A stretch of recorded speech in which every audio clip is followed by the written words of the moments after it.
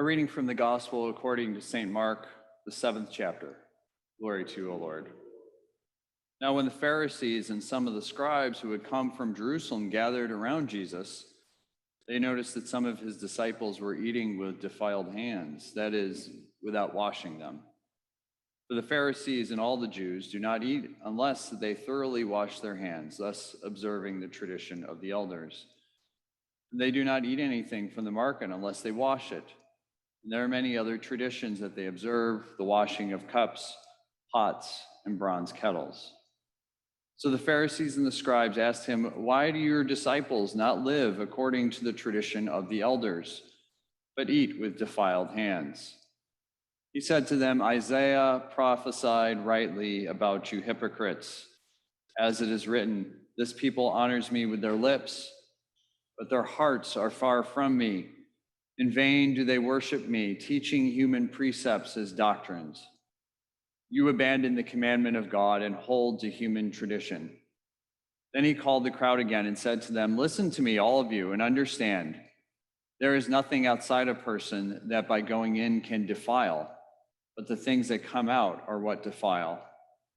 For it is from within, from the human heart, that evil intentions come: fornication, theft, murder, adultery, avarice, wickedness, deceit, licentiousness, envy, slander, pride, folly.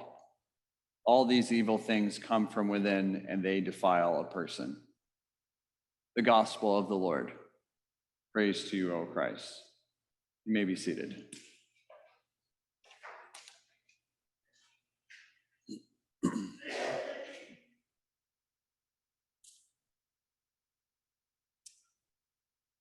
So this past week, I saw a humorous video. It's a sketch group that does a variety of these type of things, satire that really kind of points out things in humanity. It's at a technology shop. And this guy comes in with a box, it's got a printer in it.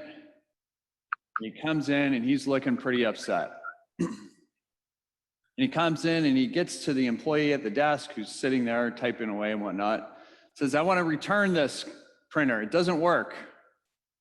And he starts going into all the stuff, and "I don't have a receipt, but you can put my name in and all this." And he's going off and all this type of stuff. And then you see the employee, and he's like, "No problem, sir. I'll just type this in and scan." And in a matter of about 1 minute, the employee hands the guy cash and takes the box in the midst of this guy going crazy and railing at him.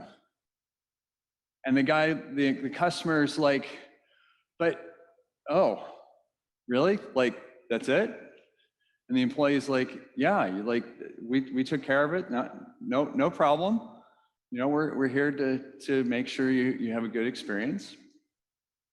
And the customer is looking, and he's like, obviously like not going, and he wants something else. And so the employee says, "You want to fight a little bit, don't you?" And the guy's like, "Yeah, I mean, I practice all sorts of lines. I appreciate you doing this, but I'm a little disappointed. It's kind of a letdown." So the employee says, "Tell you what, no problem.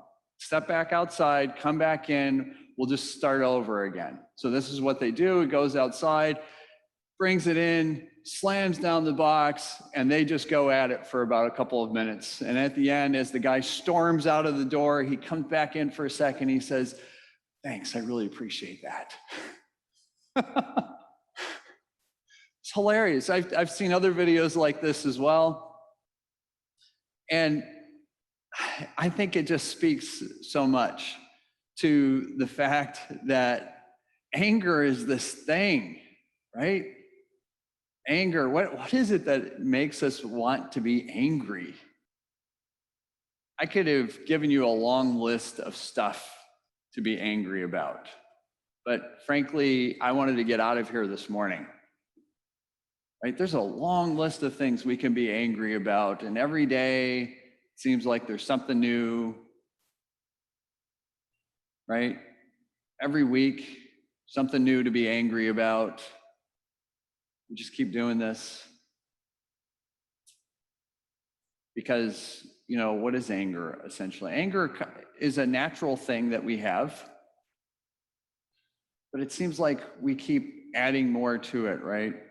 So what is anger? Oftentimes, anger has been described like a flame, a fire, right? In and of itself, it's fine. And I think there's a lot of descriptions that for anger that fit, right? Anger burns. If I put my hand on there, it's going to burn. It's going to hurt. It provides a little bit of heat. I don't know about you, but anytime I've ever been angry, I get this warm feeling inside, right? Makes you feel alive. Anger has been described as like any other drug. It gives us a hit of adrenaline. It's why it's so addictive for so many folks, right? Anger is a flame. I think there's a lot to be said for that. But I'm wondering if what we really experience isn't just the flame, but I wonder if there's an additive that we experience. I'm wondering if anger that we experience is like this, lighter fluid. Now, anybody want me to throw some lighter fluid on this and see what happens? No, right? And all I had to do is bring out lighter fluid, and you're like, whoa, step back from the flame. This is what anger does in our society. It's like throwing lighter fluid on a flame, and it's destructive. It burns everything down. And the problem with it, lighter fluid, how long does it last? A few minutes? Then we got to add something else to keep it going, right? Lighter fluid is a great, I think, description for anger.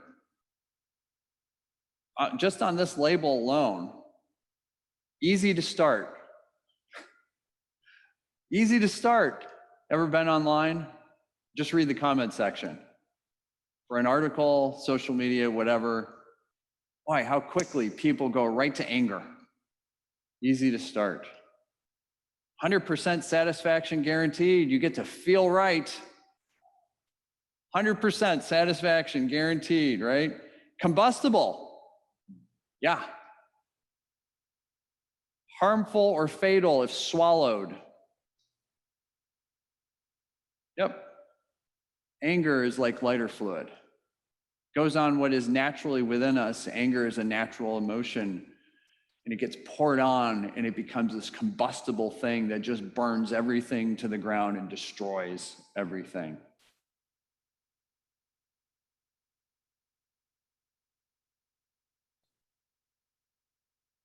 When I think about the second reading from James, I hear a lot of good news. Because while we're dealing with a lot of anger in a variety of ways, societally, individually, in relationships, you name it, James offers us not just advice, but gives us good news. And I just want to reread just a section of this. James, who of course Luther said was the epistle of straw. I disagree with Luther. It's okay to do that. James, known as the brother of Jesus. You think they ever fought? Brothers always fight at some point, right? And of course, Jesus is the perfect one.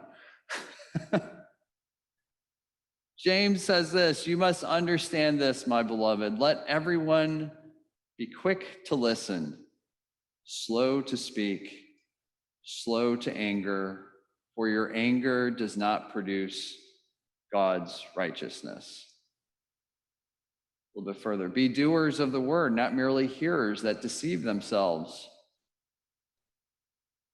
And if any of you think you are religious, do not bridle your tongues, but deceive your hearts. Their religion is worthless. The bridle means to control your tongue. Anger can consume us, cause us to do all sorts of things, but the good news is it doesn't have to be that way. We don't have to be doused with lighter fluid. We don't have to put lighter fluid on things either. Instead of lighter fluid, what if something else went on the flame? What if it was the water of baptism? Now, none of you are concerned that, if I dump some water on this, oh my gosh, the flame might spread or anything, right? No, it goes out. The flame douses it, or the water douses it, puts it out. Flame will come back because we're not perfect. But the water of baptism is a good symbol. And I think that's what comes through without James talking about baptism specifically. It runs through this entire section, right? We hear it in our worship. The water of baptism comes through. We remember in our confession and forgiveness, right at the beginning of the service, we do confession and forgiveness. And I stand at the baptismal font because it's a reminder that the water of baptism douses that, keeps it under control, doesn't allow it to burn through us. Is it good news for us to be angry all the time? No, it's exhausting. And the good news is supposed to release us from exhaustion, release us from a burning flame that can destroy things. James talks about welcoming with meekness the implanted word that has the power to save souls. We get that all throughout our worship, in our readings. We get it in our confession and forgiveness. We get it when we take communion. It becomes implanted in us.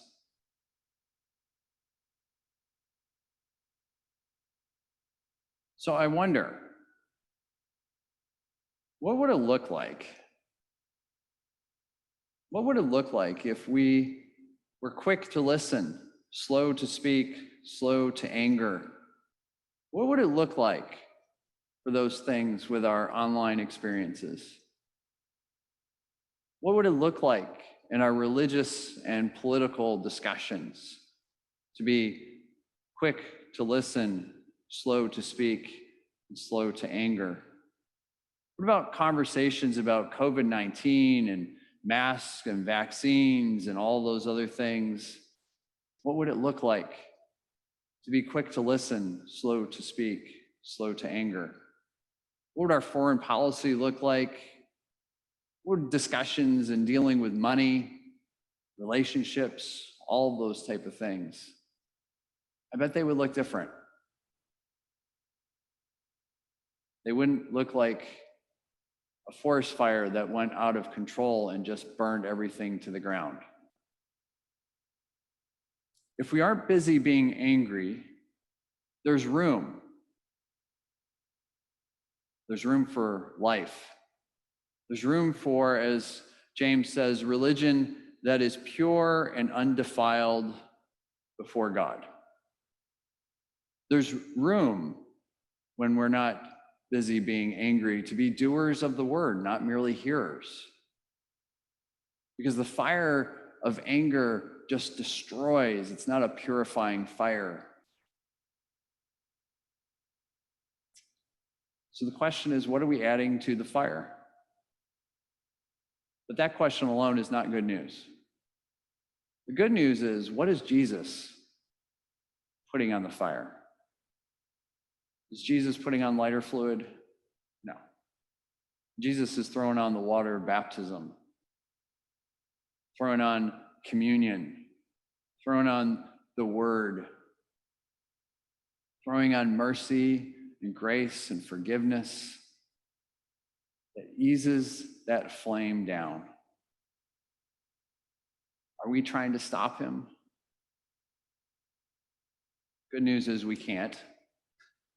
No matter what happens, we're going to get angry. We're going to do stupid things. We're going to say stupid things. And yet Jesus keeps coming back and says, oh, there's the flame again. I guess we'll have to do this again and again and again and again and again. Good news is that flame is going to keep coming back. You can't control that. People are going to try and throw some lighter fluid on to burn things, to get us really upset, we got to blame somebody and all this other type of stuff.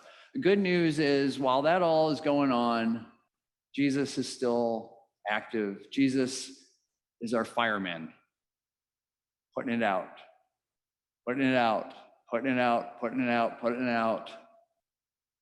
It's exhausting for us to keep burning. Jesus keeps going. Like any good fireman who's doing their job, just keeps going because they care about those around them. Jesus really cares. Jesus really cares about every single one of us. He's going to keep dousing that flame, putting it out. It's going to spark up, and Jesus will be right there again. That's the good news. Anger is going to come, but it'll burn off. And in its place, we'll have the water of baptism. We'll have confession and forgiveness. We'll have the Eucharist. We will have relationships that will heal. That's the good news. Amen.